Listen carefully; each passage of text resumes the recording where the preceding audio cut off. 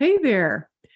Good morning and welcome to my space, to our space, really, in space. Maybe you're not, maybe I hope you're not lost in space. Yeah. Gosh, today I want to talk about, what you're doing with your time and how you're being. And, we don't know how long we're here for, right? We don't know how long this gig in this human form is going to go or how long it's going to last. I want to share with you a couple stories. I spoke to 3 people yesterday and they're quite interesting. So I want to share those experiences with you of what's going on. My name is Amira Hall. I want to thank you. If this is your first time here, welcome. And if you've been here before, hey, I'm so glad you are back. And please go ahead and like the video, subscribe. It really helps the algorithms know that we need to spread this information to more people like you and me that want to know about this. So that really helps a lot. That's sort of a thing you just got to do. If you want to support anybody, give them a thumbs up. Yeah, it's awesome. So, I talk to a lot of dead people. They're not really dead. Okay. They're not dead. It's just our perception of them being dead. So yesterday I had 3 very powerful conversations with 3 individuals. And the first lady that reached out to me, we had our conversation about all of the things that she's been doing. And she's been on a long path of spiritual development and exploration. And she realized that she tried a lot of different modalities, and only to say that she's got this and she's got this and she's got this training. It might be Reiki, it might be some meditation, it might be yoga, it might be some spiritual development training, but none of them are connected. And she's looking for someone or a way to bring it all together. And congratulations to her. Because coming to that awareness, I think, is key in true spiritual awakening. I hear see these memes and hear people saying, oh, I've had my awakening, or, oh, it was spontaneous. Good luck with that. Yeah, we can have spontaneous moments. And then there's a thread or that weaves it all together. And it's a continual journey. It's not just a snap one-time gig, So she was looking for some information and some guidance or some suggestions of how we could work together. Near the end, I started getting a real itchy nose, and I'm going like this and I'm going like this. I said, you know what? Somebody wants to come through here, and I'm getting a message. And I said, it looks like it's your grandmother. She just went, oh my God, really? She just died. And I don't know how many days. She goes, yeah, she just passed. I said, well, she's telling me that with this itchy nose and she was having a hard time breathing. She goes, yeah, that's how she died. And so she was there, she was with us. And so my client said, well, she was almost 100 years old. And what else did she say? She said she was close to 100 and she was a pure soul. And what I saw was her grandmother showing me that she was a beacon of light. And I said, she's a beacon of light. And she was here to spread love and joy. And she said, oh my God, Amira, I just said that at her eulogy, that she came here to teach us about unconditional love. And so that was really, really heartwarming. I love getting those messages and having spirit touch in on us and help us understand and explain. Now, this grandmother, she's nobody famous, but she was spreading for 100 years her understanding. And I think when we truly understand the nature of who we are, that is it. And to be in service, no matter what it is we do. So I speak to a lot of people who want to develop their skills and want to be a healer. The truth of it is, you're a healer now. You were already it. The problem is that we are layered up with a bunch of crap and lessons and programs and beliefs that are not true. And so our job in working together is clearing the layers of stuff that's not serving you. And I always say, I'm the energy cleaning lady. I'm here to help you realize the power and the truth of who you are and to take that out into the world, which leads me to speaking to my next lady, Sarah, who also, she's working in the financial industry, but she was frustrated learning a lot of different modalities and taking online training and realizing you take the online training and then what? How do you integrate it? How do you apply it? It takes a lot of discipline, but you can't see what you can't see. So you're trying to navigate in an unseen world and an unseen, unfamiliar space. So that's where it becomes a challenge. She was struggling to feel connected with her passion of who she is and what she does in the job she's doing. So on one hand, she doesn't want to give up the job she's living and doing because of the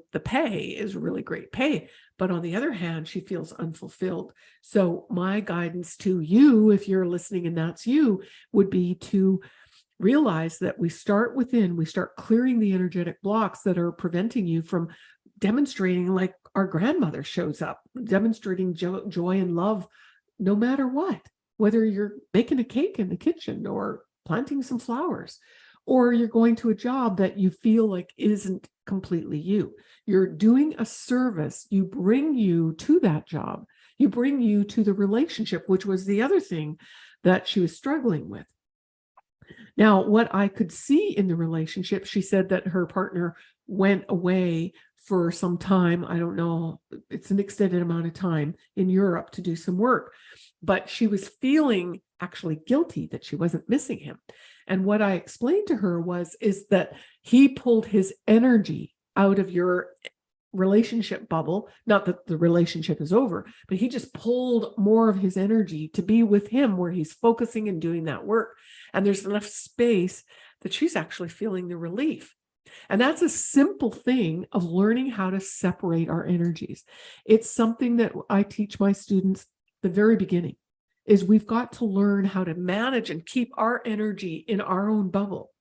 And learning how to be present in the center of our head, that clairvoyant space, is part of that approach, because we're then in command. We can observe ourselves being present, and then how we see, and we can manage and maneuver the energies to direct it and create what we want, not what we don't want. So that's the first tip. If you want a relationship to heal, we've got to learn to bring our energy back out of the relationship and give them their energy back. So it's like an energy swap. So, and if you'd like to know more about that, I'd be happy to share that. Just leave your comments in below. The third person I spoke to, Lauren, bless your heart, Lauren. I really, really am not sure how to exactly speak about this, but it's happening all around us more and more and more. And that is called sudden death. Her husband just dropped dead in January. What's that? Just 3 months ago, in the kitchen with no preconditions. And it's a huge shock. It's a huge trauma. And so I could see the ultimate cause of it. I could see that it was a heart attack, and I can also see what preceded that. And she confirmed that I was right. And it has to do with that. I know there's a lot of censoring going on, and people don't even know the truth behind it. And in private sessions, I have shared with many of you my belief because of the information I got in March of 2020. But that doesn't take away what's happened, right? So dealing with sudden loss like that is trauma, and learning how this is another form of relationship that has changed, yeah, it's changed. And what was interesting is he showed me his face, and he showed me like a moon beaming in the night sky. And she was having a hard time really accepting that he is there with her, because it's just so fresh and just hard for her to wrap her head around all of what's going on. But yeah, he was this beautiful moonbeam shining down on her. And the message was, just because you can't see me doesn't mean I'm not here. Just because you don't see the moon in the daytime when the sun is so bright doesn't mean the moon isn't there. And just because we can't touch the moon doesn't mean it's not real. And so he was just radiant, and this beautiful, round, joyful face, and his spirit was really one of just nonchalant and graceful and easygoing. And he told me he was charming. And she said to me, "Yes, Samira, another medium told me the same thing. He's charming. His spirit was so sweet." So it's not him that's struggling. He's in perfect harmony with where he is. And he's not real close. That metaphor of him being the moon in the sky, watching over her, but not super close. And it's because of her energy. And so we need to clear the trauma, and we need to clear the shock so that she can then have that connection, even though he's not in physical form.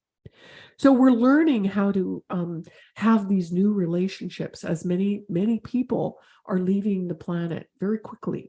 And if you've been following me for a while, for more than 3 years, I've been talking about this. And I had this sense that more and more souls were going to be leaving. And it doesn't mean they're leaving us. Okay, that's key.